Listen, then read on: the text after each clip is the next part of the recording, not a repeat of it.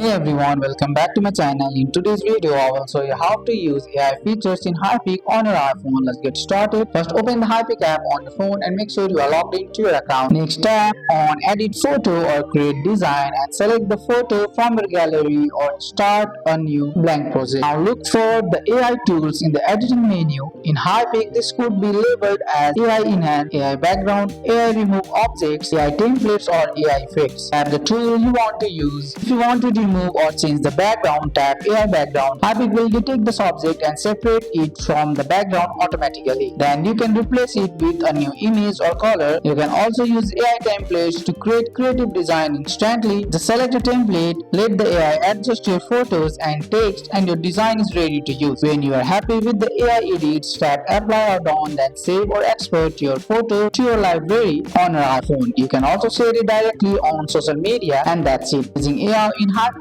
is simple, fast, and makes your photos and design looks amazing on your iPhone. That's all for today's video, guys. I hope you guys like this video. If you found this video helpful, drop a like, subscribe for more videos. Thanks for watching. See you in the next one.